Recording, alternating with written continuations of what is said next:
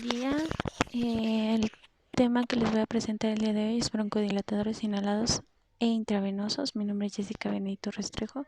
Soy médico residente de anestesiología de primer año en el Hospital Regional Ignacio Zaragoza y mi asesora fue la doctora Gabriela González Rueda.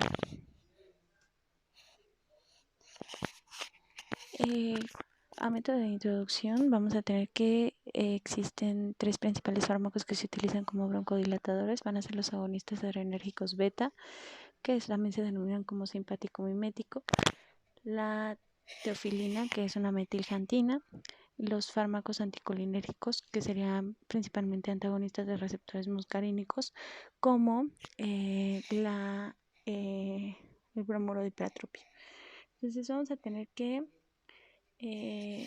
se pueden administrar vía oral, parenteral o inhalatoria. Primero comenzar que pues los aerosoles van a derivar de la conversión de suspensiones sólidas o líquidas que van a estar en un medio gaseoso. El tamaño óptimo de las moléculas o de las partículas inhaladas debe de ser de 2 a 5 micrómetros de diámetro para que se encuentren dentro de la vía respiratoria. Estos agentes inhalados se introdujeron a mitad del siglo XX y principalmente se utilizan para el tratamiento de asma y actualmente pues para la enfermedad pulmonar obstructiva crónica. Estas dos, como sabemos, pues tienen inflamación crónica de las vías respiratorias y en agudo pues también generan inflamación, lo cual lleva a broncoconstricción y a una falla respiratoria. Entonces, bueno, tenemos el agente inhalatorio, va a entrar dentro de la boca y la faringe, aproximadamente del 10 al 20% se va a inhalar y esta pues va a ser la dosis que va a ser efectiva y que va a ser el efecto. El resto se va a la circulación sistémica, aunque no se absorbe tanto por este medio, por lo cual por eso se prefieren los agentes inhalados que los intravenosos, ya que no tienen tantos efectos adversos. Entonces aproximadamente del 80 al 90% de la dosis se va a deglutir en el tubo digestivo y va a haber un metabolismo de primer paso por la metiltransferasa que va a realizar el metabolismo de estos. Entonces, bueno, rapidísimo, nada más repasando un poquito de EPOC y asma. El EPOC pues va a tener principalmente la causa va a ser el humo de cigarro o la exposición a biomasa, lo cual va a irritar las células epiteliales del epitelio respiratorio y va a generar pues una cascada de inflamación. Principalmente también hay mucha secreción de moco y va a haber también una destrucción de la pared alveolar. Lo que sucede aquí en el EPOC es que hay un atrapamiento aéreo, entonces no va a permitir la entrada de aire, pero no va a permitir la salida del mismo. En el caso del asma, pues aquí sí hay una hiperactividad bronquial, con lo cual las células cebadas van a secretar histamina y algunos otros mediadores inflamatorios y van a provocar que haya una broncoconstricción. Entonces, pues es otra forma de que el bronquio haga broncoconstricción. Y también para esto van a funcionar estos agentes que vamos a explicar. Entonces los agonistas adrenérgicos van a tener un anillo catecol, que es el que podemos observar, que todos tienen. Van a ser pues similares a la adrenalina, a la noradrenalina. Lo único que los van a diferenciar pues van a ser estas cadenas terminales que ya por ejemplo en el salmeterol nos van a dar una vida media muchísimo más larga. En el caso del salbutamol pues es una vida media más corta, pero si observamos pues la diferencia se encuentra en la región terminal. Dentro de la farmacocinética de estos agentes es que solo del 10 al 20%, como lo mencioné antes, se va a entrar en las vías respiratorias. Los fármacos que tienen pesos moleculares mayores van a permanecer mayor tiempo en estas vías respiratorias. Como comenté, pues se van a metabolizar con rapidez por acción de la catecolmetiltransferasa y por lo tanto van a tener una duración de acción corta. La duración va a ser similar, por ejemplo, en el caso del salbutamol, la terbutalina, van a tener una duración aproximadamente de 3 a 6 horas. Estos son de vida de acción corta. Hay algunos de vida de acción larga, que sería, por ejemplo, el salmeterol, el formoterol, que serían de acción prolongada. Como vimos por la cadena aminoterminal, van a tener una mayor vida media. Entonces, estos fármacos, ¿qué es lo que van a causar en el epitelio respiratorio? Pues van a relajar el músculo liso como tal de la vía respiratoria, van a inhibir la emisión de mediadores de la inflamación, que son los mastocitos, recordando que la adrenalina va a ser un antagonista natural de la histamina. Entonces va a hacer los efectos contrarios de los cuales hace la histamina. En este caso, pues la broncodilatación. Entonces también van a activar la adenilciclasa y van a aumentar la producción de AMP cíclico intracelular, con lo cual va a conllevar a que haya una relajación del músculo liso. También va a ver pues directamente una estimulación de los receptores beta 2 y existen algunos que no son selectivos como la adrenalina y el isoprotereno, y los que son selectivos que sería el salbutamol y terbutalina, que se prefieren porque no tienen tantos efectos adversos como los otros que no son selectivos. Entonces aquí pues van a tener sustituciones en la estructura de catecolaminas, principalmente la noradrenalina o la adrenalina. Van a tener modificaciones adicionales en el extremo terminal, amino, que es lo que mencionaba, y esto nos va a conllevar también una selectividad y también una vida de acción ya sea más larga o más corta, dependiendo. Entonces, se van a unir a los receptores beta 2, van a activar la vía de la adenilciclasa, con lo cual va a aumentar el AMP cíclico y va a haber una cascada de fosforilación. Esto va a conllevar a la relajación del músculo bronquial y a una disminución rápida de la resistencia al aire, recordando que aquí a los pacientes lo que les cuesta más trabajo pues es poder exhalar el aire.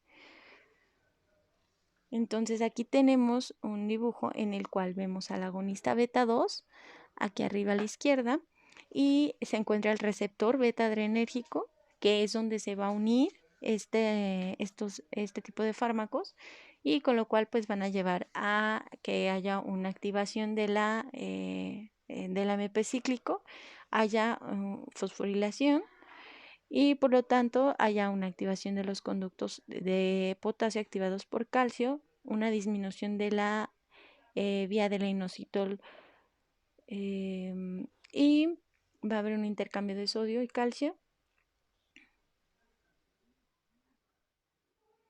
Entonces va a haber una prevención de la liberación de mediadores a partir de las células cebadas pulmonares, que son las que van a secretar la histamina, los leucotrienos. Va a haber una prevención de la fuga microvascular y del edema de la mucosa bronquial, con lo cual pues va a disminuir el edema de la mucosa y por lo tanto pues va a haber una mayor apertura del bronquio. Va a haber incremento de la secreción de moco a través del epitelio respiratorio. ¿Esto cómo nos va a ayudar? Pues a que se pueda eliminar los agentes que están causando, digamos, la broncoconstricción. Va a haber una reducción de la neurotransmisión en los nervios colinérgicos por la acción al nivel de los receptores presinápticos beta 2 para inhibir la liberación de la acetilcolina, que nos provocaría una broncoconstricción. Por eso también los agentes que son anticolinérgicos nos ayudan a broncodilatar, porque inhiben esta acción de la acetilcolina. Los efectos secundarios, pues el principal sería temblor muscular y la taquicardia y las palpitaciones.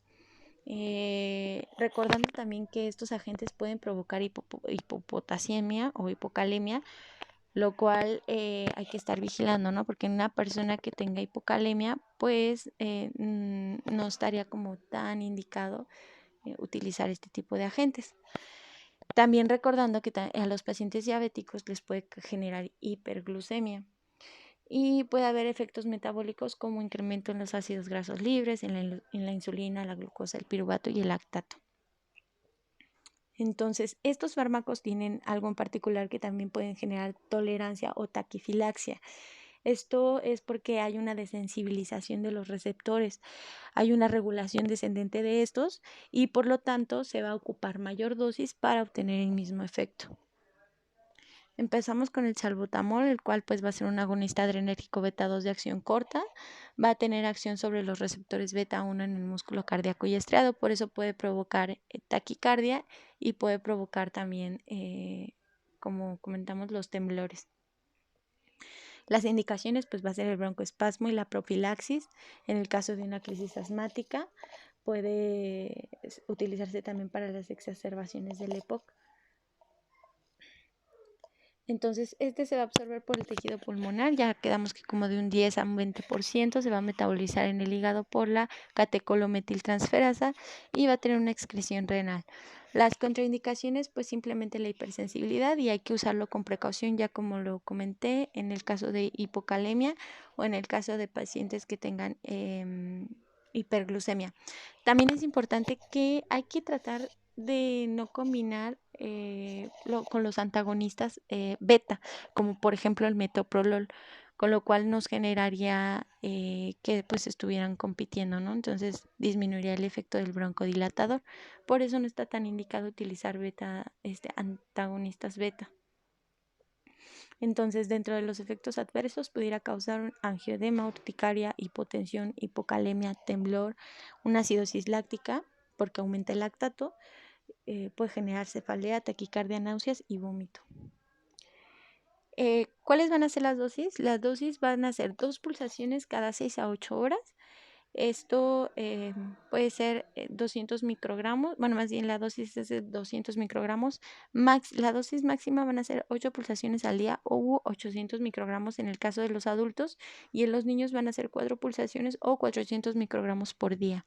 El inicio de acción va a ser de inicio breve de 5 a 15 minutos y va a tener sus máximos efectos de 30 a 90 minutos. La duración va a ser de 3 a 4 horas. Y es importante que, por ejemplo, en una crisis de broncoespasmo agudo, se pueden dar varias pulsaciones porque no todas las pulsaciones van a llegar al sitio de acción. Sí, se puede quedar mucho de ese agente inhalado en el tubo endotraqueal que se esté utilizando. Entonces, por eso sí se pueden recomendar hasta 8 o 10 pulsaciones en una crisis de broncoespasmo. Se puede dar también de manera intravenosa, la dosis sería de 250 microgramos o 4 microgramos por kilogramo lento en 2 a 4 minutos. Puede ser una dosis máxima de 1 miligramo por día y las ampolletas son de 0.5 miligramos por mililitro. Por vía intramuscular y subcutánea va a ser de 8 microgramos por kilogramo, se puede repetir cada 4 horas. Entonces, también se puede utilizar nebulizado. De hecho, el salbutamol prefiere utilizarse por vía ya sea inhalatoria por medio del dispersor o por medio de nebulizaciones. Entonces, en las nebulizaciones vamos a tener que una ampolleta de 5 miligramos en 1 mililitro nos va a dar una concentración de 0.5%. La administración puede ser sin diluir 2 mililitros, serían 10 miligramos durante 3 minutos o diluidos 5 miligramos con 3 mililitros de agua destilada o fisiológica y se puede administrar en 10 a 30 minutos. En el caso de los niños, la dosis sería de 0.15 miligramos por kilogramo dosis. En el caso de la terbutalina, también es un beta 2 adrenérgico de vida de acción corta. Entonces vamos a tener que también va a durar más o menos de 3 a 6 horas como el salbutamol. Las indicaciones son las mismas que en el salbutamol. En cuanto a las contraindicaciones, nos puede dar también un hipertiroidismo, más bien que se contraindica en el hipertiroidismo o en la cardiopatía isquémica severa. Los efectos adversos van a ser dosis dependiente, nos puede dar temblor, cefalea, mareo, inquietud, taquicardia, palpitaciones, puede haber calambres y un broncoespasmo paradójico. En el caso de esta, las dosis sería inhalado en aerosol de 0.25 a 0.5 miligramos, 1 o 2 inhalaciones cada 6 horas. Puede variar según los requerimientos y en casos severos se puede aumentar la dosis hasta 6 inhalaciones cada 6 horas. La dosis total no debe de exceder las 24 inhalaciones al día y en caso de que se dé nebulizada 5 miligramos cada 6 horas en solución fisiológica estéril hasta 5 mililitros. En casos severos la dosis se puede aumentar hasta 10 miligramos. En caso de que sea subcutánea, se va a administrar de 1 a 2 miligramos subcutáneo en 24 horas divididas en un mínimo de 4 veces. Y por vía endovenosa se puede dar una perfusión continua de 5 a 10 microgramos por minuto como una dosis inicial y de mantenimiento de 2.5 a 5 microgramos por minuto, una dosis máxima de 0.5 miligramos en 4 horas. En el caso de algunos que se utilizan por vía intravenosa, va a ser la adrenalina, que como quedamos, no es selectivo, entonces nos puede generar muchísimos más efectos adversos, ¿no? Una taquicardia, arritmias. Nos va a ser un broncodilatador rápido y eficaz, recordando el antagonismo a la histamina. Va a ser por vía, puede ser subcutánea como microaerosol o puede ser intravenoso. Entonces, subcutáneo puede darse 0.4 mililitros de una solución de 1 en 1000. Inhalado puede ser de 320 microgramos por descarga y una broncodilatación máxima se va a obtener a los 15 minutos después de una inhalación. Dura de 60 a 90 minutos. Y pues si es por vía intravenosa, pues el alivio del broncoespasmo pues sería también inmediato. Los fármacos como el isoproterenol, que también es un adrenérgico, es un potente broncodilatador, también se puede dar inhalado como microaerosol de 80 a 120 microgramos y nos da una broncodilatación máxima en 5 minutos y una duración de 60 a 90 minutos. Los efectos adversos pues serían arritmias cardíacas. Tenemos también, como lo comenté, el salmeterol y el formoterol, los cuales son de vida de acción más prolongada, que nos van a durar alrededor de 12 horas. Y bueno, para fines así como de un broncoespasmo agudo, no son útiles. Esos se utilizan más para el control, como digamos, del asma ya como enfermedad o más que nada el asma. Y en el caso, esto es importante, que los pacientes utilicen este tipo de aerosoles, no hay que suspenderlos. Muy al contrario, hay que decirles que antes de de ingresar a cirugía, tienen que colocarse su aerosol.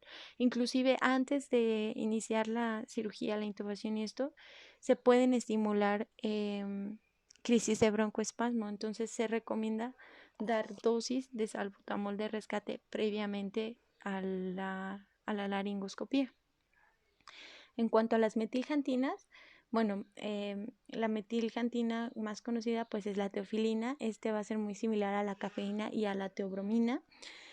Tiene un mecanismo de acción que va a inhibir las fosfodiesterasas, va a elevar el AMP cíclico intracelular y va a tener un antagonismo también de los receptores de la adenosina. Va a generar mayor aumento de la interleucina 10, que es un antiinflamatorio, y va a tener también efectos en la transcripción génica. Dentro de las indicaciones, pues puede haber crisis agudas de asma y EPOC en estados de broncoespásticos, en el caso de que haya una disnea paroxística y en el edema pulmonar agudo.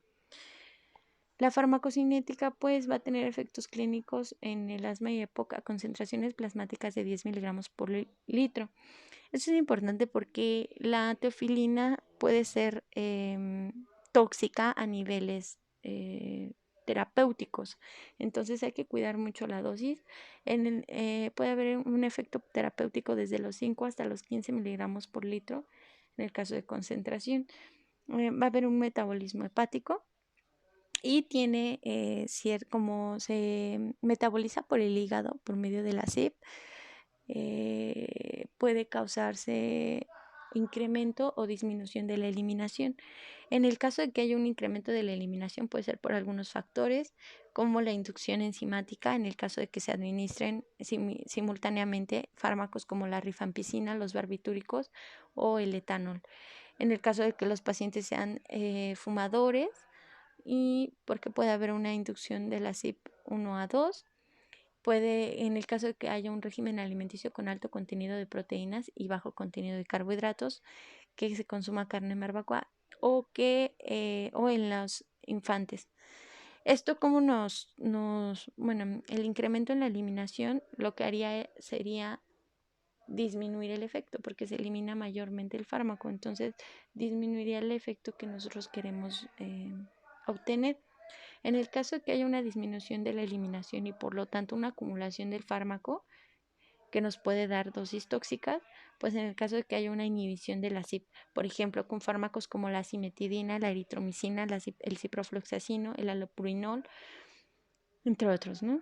En el caso de que haya una insuficiencia cardíaca congestiva, en el caso de una hepatopatía, una neumonía, una infección viral, un régimen alimentario rico en carbohidratos y en el caso de la edad avanzada. Entonces hay que cuidar mucho la dosis en estos pacientes. Dentro de los efectos adversos nos puede dar cefalea, hiperactividad, insomnio, inquietud, convulsiones, un estatus epiléptico, hipercalcemia, hiperuricemia, náuseas, vómitos, diarrea y aumento de la secreción gástrica de ácido. Dentro de las contraindicaciones pues va a ser la taquiarritmia, el infarto reciente, la hipertrofia o el infarto agudo, la alergia al fármaco y la insuficiencia hepática y renal, porque recordemos que se elimina renal y se metaboliza hepático, entonces por lo tanto habría una acumulación de las dosis. La administración pues va a ser en niños de 2 a 6 años, 100 miligramos cada 12 horas, en el caso de 7 a 12 años, 200 miligramos cada 12 horas o 20 miligramos kilogramo día, y en mayores de 12 años y adultos 300 miligramos cada 12 horas. La aminofilina también va a ser una metilxantina. Esta se va a convertir en vivo en teofilina, por lo tanto, pues va a dar el efecto de la teofilina, ¿no? Que sería un inhibidor de la fosfodiesterasa. Entonces, las indicaciones, pues va a ser prevención y tratamiento del asma bronquial, broncoespasmo y en el EPOC, ¿no? Las interacciones pues van a aumentar los efectos con los simpaticomiméticos, digitálicos y anticoagulantes, va a disminuir los efectos de la difenilidantoína y los bloqueantes neuromusculares no despolarizantes. El fenobarbital va a aumentar el metabolismo de la aminofilina y junto con la ketamina se puede provocar crisis convulsivas. Entonces se convierte a teofilina y es lo que nos va a dar nuestro mecanismo de acción. La dosis de carga va a ser de 5 a 6 miligramos por kilogramo inyectado en 20 a 30 minutos y el mantenimiento va a ser de 0.5 a 1 miligramo por kilogramo hora. El efecto de la administración intravenosa va a ser inmediato y va a durar alrededor de 4 a 8 horas. Las ámpulas vienen de 240 miligramos en 10 mililitros. Y pues los anticolinérgicos, que el que más utilizado pues va a ser el bromuro de hipratropio. Que va a antagonizar en los receptores muscarínicos M3 en el músculo liso bronquial, lo que va a generar que no haya una respuesta vagal. Como tal, la respuesta vagal que nos da una broncoconstricción porque hay liberación de acetilcolina a nivel del bronquio. Entonces, si hay un antagonismo de esta, pues por lo tanto no va a haber esa respuesta. Entonces va a haber una broncodilatación, va a haber una constricción menos extensa, como vemos acá. Entonces, van a haber algunos de acción corta y otros de acción prolongada. La acción corta van a ser de 4 a 6 horas y la acción prolongada de 12 a 24 horas. Recordando que hay combinaciones también de beta-adrenérgicos con anticolinérgicos de vida de acción larga y hay combinaciones también de bromuro de hipratropio que es de acción corta con un beta-adrenérgico de acción corta como el salbutamol. El bromuro de hipratropio va a tener un bloqueo competitivo de los receptores muscarínicos M3, broncopulmonares y no va a ser selectivo. Este es el único atropínico usado como un broncodilatador. Aquí el inicio del efecto va a ser de 15 a 30 minutos, como vemos no es inmediato, como en el caso del salbutamol que es alrededor de 5 minutos. Va a tener una duración de 4 a 5 horas y el metabolismo va a ser una hidrólisis por el grupo éster, el 50% se va a absorber y el 10% se va a encontrar haciendo el efecto en pulmón. Va a tener aproximadamente 2 horas de vida media de eliminación. La dosis es en aerosol y nebulización. Contraindicaciones, pues la alergia a la lecitina de la soya y cacahuate. Los efectos adversos puede haber retención urinaria, tos, una irritación faríngea, disgeusia, hipertensión ocular, glaucoma de ángulo cerrado, palpitaciones y candidiasis oral. Dentro de la posología, en adultos y niños mayores de 14 años puede darse 2 pulverizaciones 3 a 4 veces al día. Niños menores de 12 años de 1 a 2 pulverizaciones cada 12 horas y puede darse nebulizada también en adultos 500 microgramos 3 a 4 veces por día. Algunos otros agentes que se han utilizado también para el tratamiento del broncoespasmo pues es el sulfato de magnesio. Este puede ser un broncodilatador adicional en asma aguda grave puede administrarse intravenoso o nebulizado. Se administran 40 miligramos por kilogramo dosis, máximo 2 gramos, en infusión intravenosa, que dure alrededor de 20 minutos. Se debe de monitorizar la presión arterial durante su infusión porque puede dar hipotensión y va a estar contraindicado en insuficiencia renal. También es importante que se pueden utilizar algunos otros agentes, por ejemplo, la ketamina también se ha visto que tiene un efecto broncodilatador y se utiliza en el caso de de un broncoespasmo grave, ¿no? En el caso de los pacientes asmáticos. También se pueden utilizar los gases anestésicos. Muchos han demostrado broncodilatación, como por ejemplo el sevoflurano o el alotano, que son como los que más broncodilatación causan.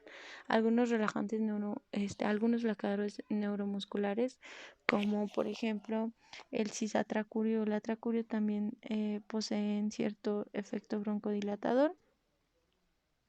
Y existen pues también obviamente los esteroides, ¿no?